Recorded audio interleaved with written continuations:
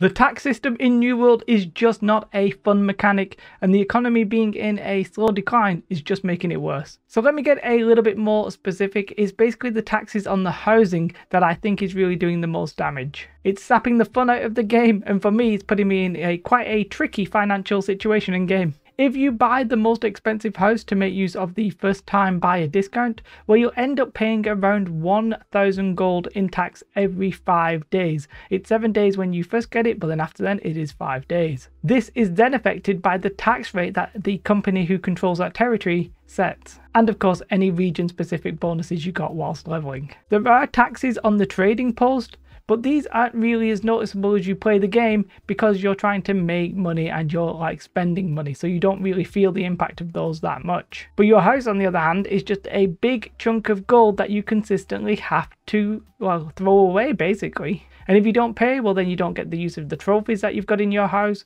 and you don't get that free teleport. And it all boils down to this: paying tax is not fun. And you'd think if anybody would understand this the most, it would be Amazon. Not only is paying tax not fun, it's also pretty anti-casual. I did a quick 1 hour farming test where I was just mining iron for an hour, and then this led me to believe that within 1 to 2 hours you could probably farm about 1,000 gold, but of course that is just pure grinding and you don't get the resources yourself.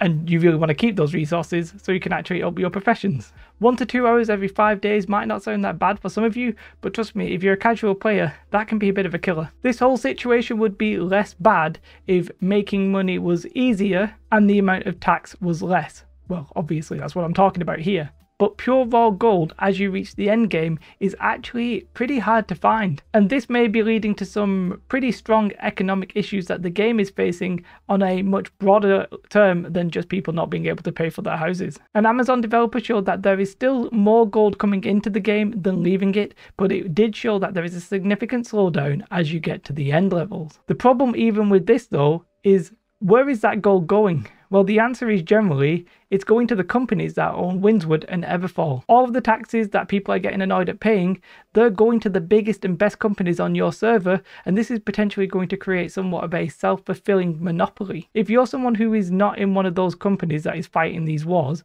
your taxes are basically set by something you have no real control of. Some people are just not interested in the PvP wars. Perhaps they want to craft and decorate their house, for example. So to me, this is an unfun mechanic intrinsically.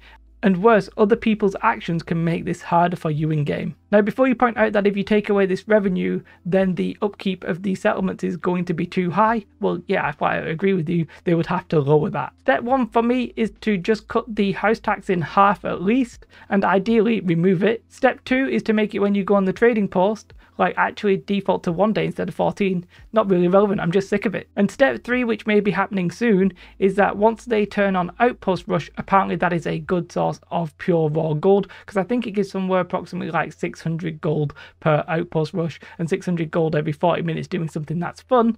I feel like people will just generally rack up the gold, and things will become worth more because more people will have gold. Therefore your 1 hour of farming may actually result in 2,000 gold instead of the 1. The developer says that the first 3 faction missions that you can do in a day does give you a gold bonus, as well as doing the portal runs, but I haven't quite tested that. I don't know how much gold you actually get from those. Maybe I should find out considering I'm broke. When it comes to the player-driven economy, like, it sounds great in principle and that's what the designers are aiming for, but in practice you don't really want gold to be a chore for the majority of your player base. The people who just want to play the game casually don't want to be stressing about whether or not they can afford the tax for their house. I just don't think it's ever going to be fun, and I think eventually they're going to remove it. I can see in like a couple of years time they'll remove it, but it's just going to be a pain until then. To be fair, they'll either remove it or they'll inflate gold in the economy so that it's actually not a worry. I don't mind either way. I just think casuals and most players don't really want to be stressing about like how much gold they need to make. But I do think you want the gold to be worth it so that the companies and the people who are putting in the effort can actually spend that gold and be rewarded for it. But I just don't think paying for your house is really the reward that you should get from grinding out that, basically. For me, it's not enough to just look at graphs and charts and say, hey, there's more goals coming in than going out. Charts and graphs, they don't make the game fun. I don't think paying tax for your house will ever be fun, and thus it should be removed or rebalanced.